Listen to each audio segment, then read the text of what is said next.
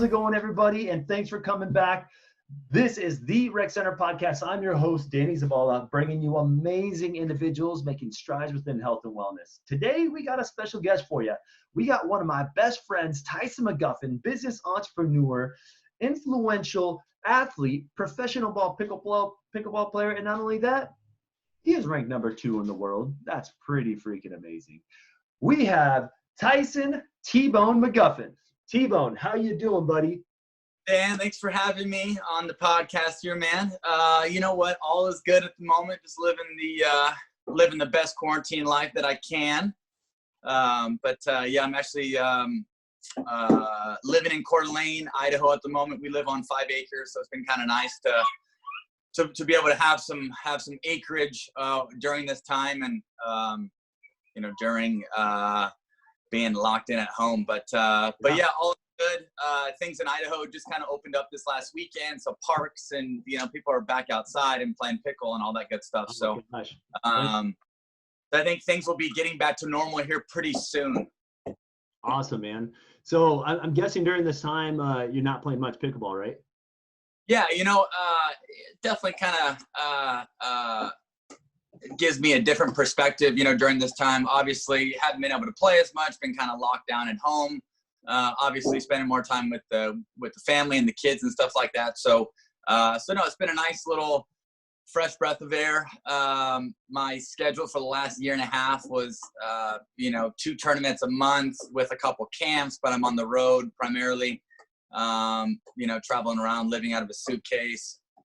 So no, it's been nice and refreshing to, just kind of hang out at home and, hang out with the fam and just some of the simple things in life, right? So. Yeah, definitely. Well, and it's kind of crazy. So you kind of just already explained it, but your day-to-day is, traveling all over the nation, let alone all over the world. You're hosting pickleball camps, you're getting pulled in multiple directions. Like, yeah. Man, like you're the show, you're the real deal, man. Like, what's your day-to-day look like in a week time, like during peak season?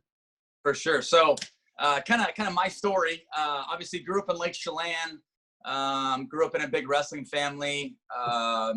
My oldest brother, Jay, wrestled for University of Oregon and then wrestled for Boise State.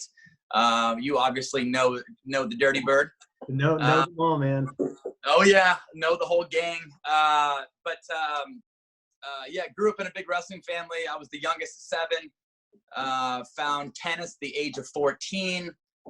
Fell in love with it. Fell in love with the idea that I didn't have to cut weight. I didn't have to wear a wrestling singlet, and I didn't have to have my dad chewing on here and coaching me. But yeah, found tennis age of 14. Fell in love with it and said hell with wrestling. Still wrestled throughout high school, but really, didn't put a lot of effort into it. I was kind of more so driven through tennis and trying to get a college scholarship with tennis. So. Won a few state titles for Lake Chelan High playing tennis, and then went and played a couple years of junior college tennis. Played at Scottsdale Junior College for a year, and then played at Spokane Falls. After that, I moved down to Houston, taught tennis down there at a country club for about a year, and then I would say in 2012 moved to Yakima, and that was like my first big gig. I was a head pro at the tennis club there. It was kind of cool too because I had won 2 state titles on center court at the Yakima Tennis Club, so I'd had some good history there. Yeah.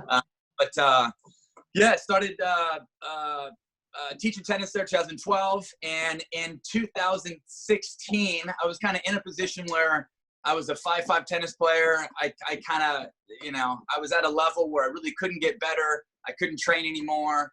And I still wanted to play tournaments. I still kind of had that competitive fire to like get out there and compete.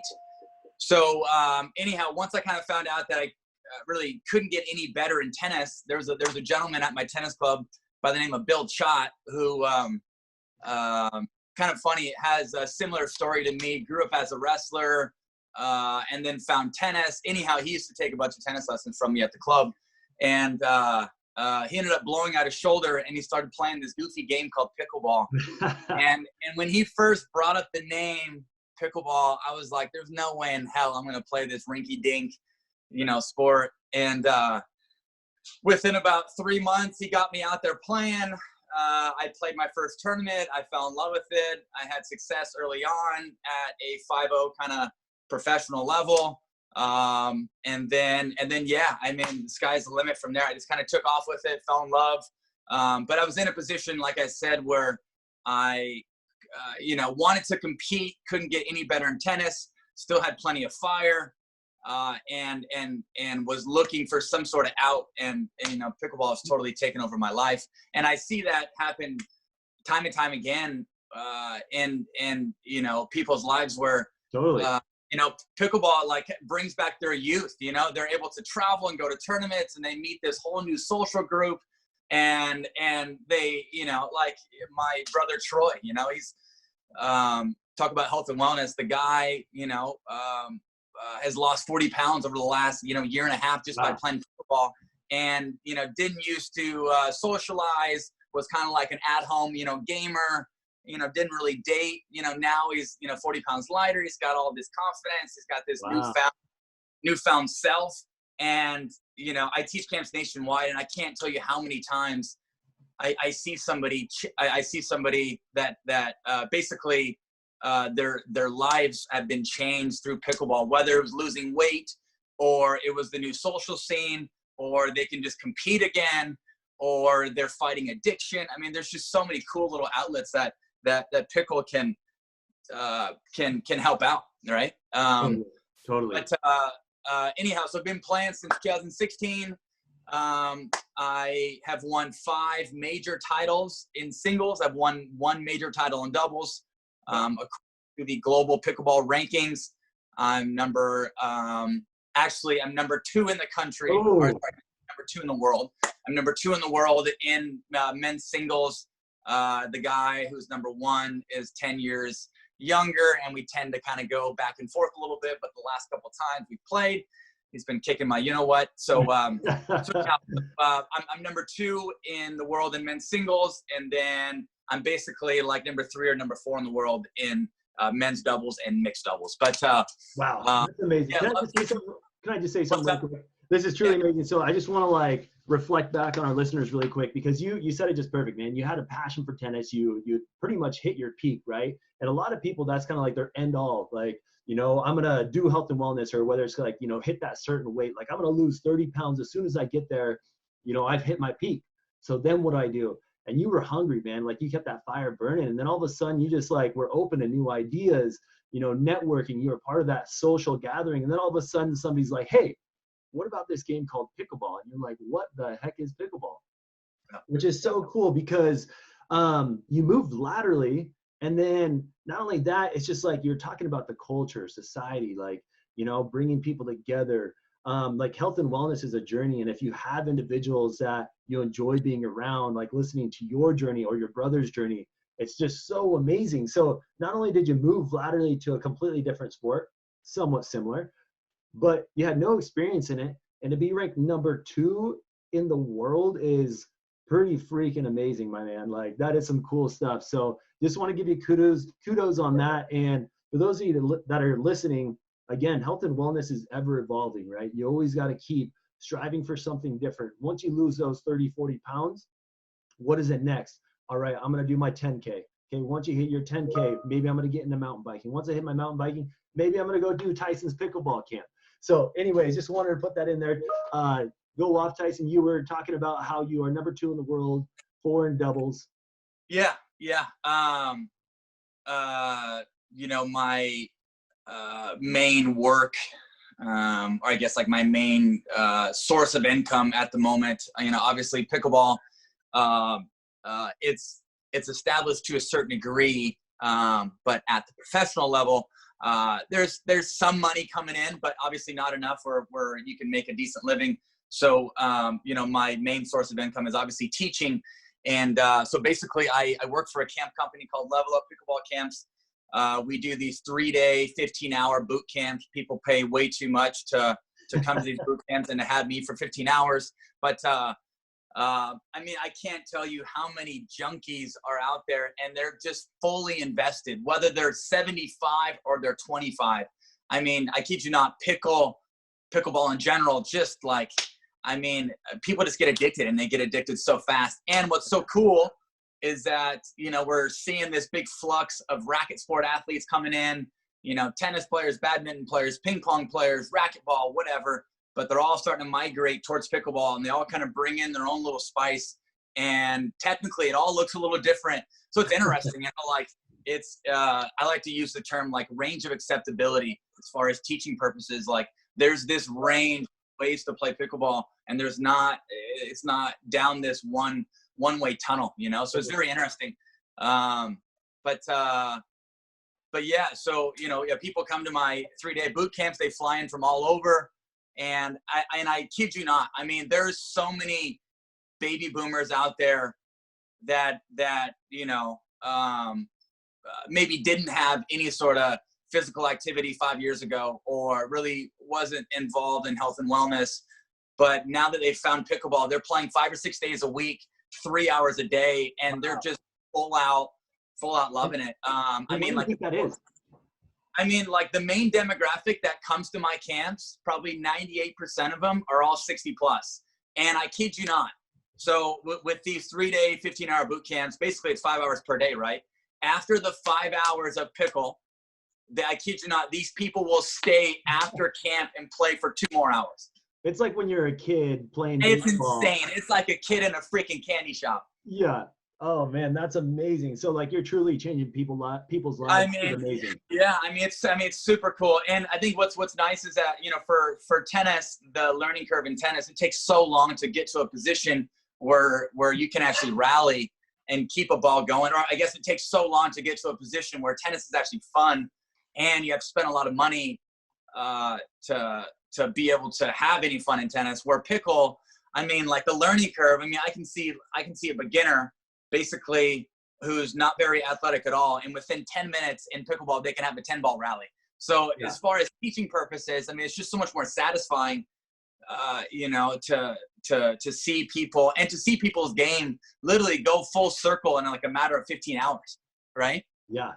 Wow, that's amazing. That's incredible, man. And the fact that, you know, the elderly population's getting into the sport, you know, you're young, you're in your prime, you're over here, you know, running around the courts. I've seen some of your matches, man. It's incredible. Like you're running all over the place. It's nuts. You know, before you got there, before you got into pickleball, one of the things I wanted to bring up is there like a memory from your childhood that kind of like shaped you to who you are today? Yeah, for sure, man. You know, I mean, my dad played a big part. You know, my dad was like your typical dad who, you know, probably spent more time involved with sports with their kids than you know, normal, you know, things like discipline and schoolwork and stuff like that. So my dad was all about sports and all about taking me, you know, to wrestling tournaments and stuff like that. So I think, yeah, just like kind of growing up being the youngest in a wrestling family with a bunch of brothers who all wrestled and stuff like that, and just kind of mentally being tough. And, you know, the way that my dad raised me was, you know, you put in the effort, and obviously you get in what you put in. You know, so yeah, I think a lot of my character and shaping as an individual is all kind of wrapped around my dad, you know, who was a wrestling coach forever. Yeah. Kind of funny. One of the quotes that my dad used to say is, he used to say this in wrestling. It's a little vulgar, but it makes sense. He used to say, "Kill the head and the body dies." Meaning, if you can, like in sports, if you can mentally just be tougher and be feistier and be able to gut stuff out, they're, you know, physically they'll just break down, right? Totally. So my dad kind of used that quote a little bit in wrestling, but No, yeah, you knew my dad super well. You know, he used to work at the restaurant. You used to come into the restaurant and want the old Danny special. Oh man, yeah. So incredible thing. So not only did Randy McGuffin, you know, make such a big impact on Tyson's lives, but this guy was a wrestling coach from our local high school, Chelan High, and this guy touched people's lives. And the cool thing is that, you know, when you relate that towards health and wellness, is that you need a coach, you need a mentor, you need somebody to keep pushing you, somebody to give you that nice little nudge to make sure that you're going in the right direction, which is amazing. And he was exactly that. And he was just a classic guy, man. I loved it. Sure, but I mean, you definitely hit it on the head. He was like the true epitome of pointing people down the right path. Totally. I remember one of the things that he used to do with all the wrestlers. If they pinned somebody in wrestling, they could come to La-Di-Da's and my dad would get him a free smoothie, right? But you know, he was just like the type of guy where super positive, super upbeat, just love people. I mean, literally, he would follow people out of the door at La-Di-Da's and just chew their ear off until they got into their car. Yeah. I mean, literally. Yeah, so pretty cool. No, man, he was an amazing person. And, you know, so like he was the one that gave you the tools, you know, to succeed in life. And, you know, all of a sudden you moved laterally from tennis over to pickleball. You have all this momentum. It took a lot of heart, a lot of desire, and you end up becoming this icon in the pickleball industry. So what's like one thing, and the reason why I'm mentioning this is that most of the time in people's health and wellness career, they face a setback, something that pushes them back into the ground, which is almost on the brink of, you know, should I give up? Did you ever have one of those moments where your things are going really well and all of a sudden it was just a downturn? And what did that look like for you? Yeah, I mean, there's I think different ways to look at it, but I mean, biggest impact on my life actually was my dad passing away in 2013. I was a daddy's boy growing up. Dad had passed away. Didn't really know. I was in Yakima at the time teaching tennis. I was a little lost. Didn't really know what to do. Actually moved back to Chelan for a little bit. Tried to run my dad's restaurant. Found out there's no way in heck I could ever run that restaurant, even though I love my dad. Ended up selling the restaurant. Moved back to Yakima. And I kid you not, when I came back to Yakima, I actually invested a lot of my anger and time into playing tennis, into being fit, and just like a coping mechanism to keep my mind out of the gutter, right? And then I think with that just kind of gave me that edge of like wanting to work hard, wanting to compete, and then that kind of led to, obviously I got to a certain point. I got to a certain point in tennis where I couldn't get better, but I was still fiery and I still wanted to do something. And then that led to finding pickleball. But I think just like the hunger of wanting to compete after my dad passed away made an impact, you know? You know, and I think thanks for sharing that, man. That's super special. And like, that kind of made me tingly just thinking about it, just because one, I knew the man, I knew what you're going through. I was there, through this whole experience. And obviously I wasn't there when you went back to Yakima, but I feel like a lot of people can relate to that. You know, something big happens in their life. It's a huge shift in their day-to-day in their life, and they feel lost, right? And it's just like, should they give up, or should they keep pursuing? And I feel like a lot of times if you just dig deep, stay true to your values, and just think about what it was that you learned along that journey to get to where you are, and then that setback, and then use that to fire in a different direction, right? In that same positive direction. So I thought that was super cool, man. That's no, no, for sure. I like the phrase that you said, stay true to yourself, know yourself, know where you came from, things like that. But I mean, I think a situation like that can either make or break you, right? I mean, how many people go through a hardship, or how many people, still have the same excuse in their 20s, and they're talking about something that happened in their past, or, they just don't feel it the right way. So I think, you could really use that negative, impact in your life and fuel it in the right way, and, be able to use it. Yeah. And I think you're a true example of that. Is, all that frustration and, feeling that sadness, and I don't know if it was anger that you were feeling or what it was, that emotion, but just to keep on fighting, keep on playing tennis, and then eventually, hammering one thing led you to something else that was really beautiful, and now you're really striving in it. So obviously, you got this amazing, pickleball career. Like, what's one like highlight moment, man, that like pure euphoria, like adrenaline just pumping through your body? Yeah. You know what? We're just gonna keep on the same theme as Randy McGuffin. We're gonna keep on the same theme. So last year at the U.S. Open, it's a big Grand Slam tournament in Naples, Florida. It was kind of cool. The day that my dad had passed away, the singles event last year was on the same day, April 20 something, right? So anyhow,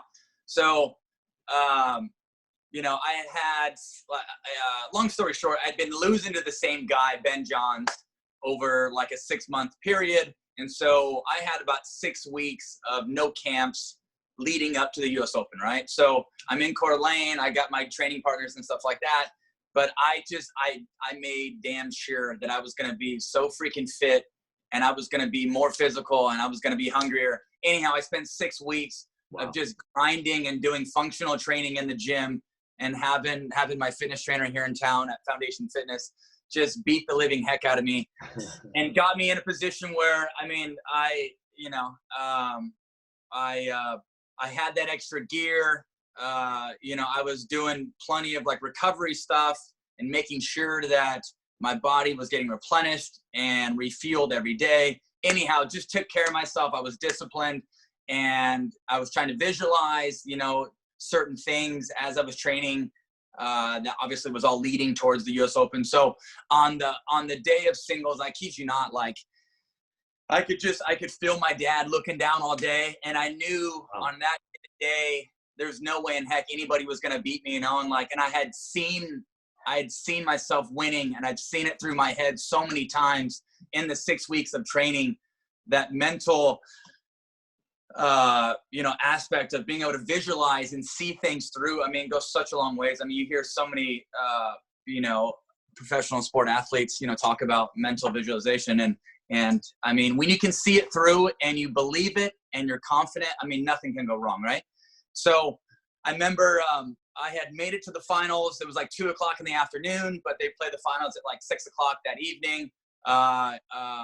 You know, we're in Naples, Florida. It's 85 degrees with 90% humidity. It's freaking, it's right? So I had like a 4-hour window. I remember going back to the hotel, had my wife with me, took a shower, took a little nap. Anyhow, when I had drove back to the courts, I'm like an hour early, and I got to get there early to kind of get warmed up and stuff like that. When I was driving back, I kid you not, like I had goosebumps, and it was, I've never been so confident in my life, but I kid you not, like my dad was like seeping through me. It was, it was like the weirdest experience that I've ever dealt with, but I knew there was no way in hell he could beat me on that given day. And I kid you not, I played out of my freaking head, and I beat him 11-6, 11-4. I've never beaten him that bad. And it was one of those days where I was literally seeing the ball like the size of a watermelon, and the court was like the size of a football field, and I just couldn't miss, right? And it just, you know, it's one of those moments in sports where like things are just clicking, and no matter what happens, you know you're going to stay on the right path. And I had 6 weeks of seeing that match through time and time again. So yeah, I ended up winning the match. I kid you not, after the match, I had my, you know, on-court interview, and I literally had to wait like 30 minutes because I was just, I mean, so much stuff was coming out of me as far as emotions, and I was crying, and you know, to top it, it was like, you know, on the same day as my dad. And so just all that, I mean, put together, it was way too cool, man. I mean, talk about a life-changing experience. Man, you know, I don't know if anybody else feels this way, but I feel like I can run through a wall right now. Like that is amazing. I got goosebumps right now. I feel like I was there. I felt like I was pretty sweet, man. On the pickleball court. And you know, for everybody listening, like it is just so amazing. Like here Tyson is, you know, lost his father, you know, deals with the hardship, and all of a sudden he's into tennis, takes a lateral move, gets into pickleball, happens to be the first day. And I just think there's that story, man, it just really hits me straight in the heart. And just what you've been able to accomplish is amazing. And a lot of people don't even know what pickleball is. Like, it's the fastest growing sport in the world, right? Fastest growing sport in America. It was founded on Bainbridge Island back in '65. Obviously, it was known to a certain degree as like an older person sport, but obviously there's plenty of young people playing. Yeah. Now there's an established tour with some decent prize money. Yeah, I mean, things are, I think things are definitely taking off. Who knows where it's going to be? I mean, they're projecting by, 20. So as of now, there's 3.5 million people playing. And one of the craziest stats about pickle is that in 2015, there was 250,000 people playing. And by 2017, there was 2 million. So, wow. I mean, Man, that's crazy. Yeah.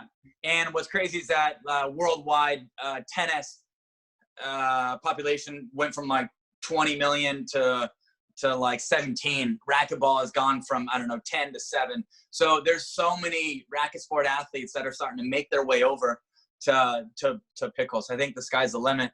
But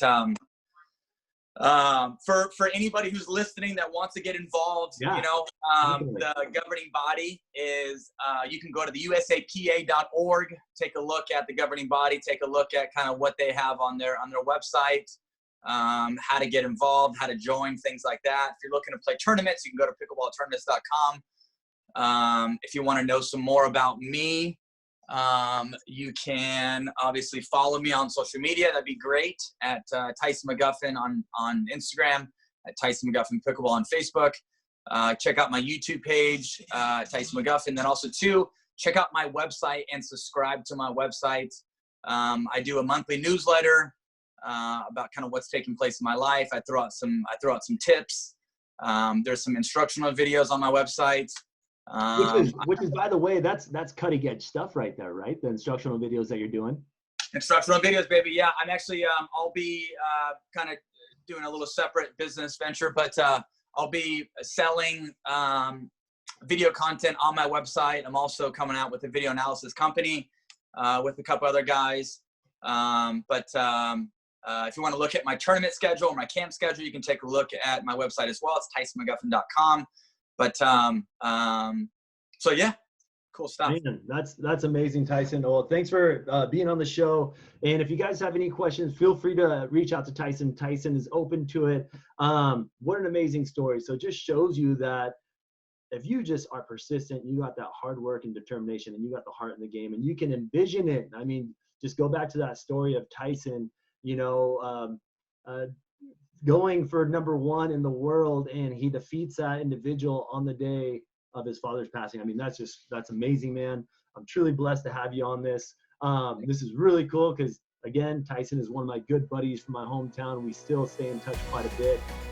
Thanks again for joining, everyone. This is Danny Zavala, your host on the Rec Center Podcast, the hottest podcast here in Central Washington, bringing you amazing individuals doing amazing things within health and wellness. We are here every Tuesday at 9 a.m. Pacific Standard Time. Be sure to like, share, or comment down below, subscribe to our channel, and let's have some fun, baby.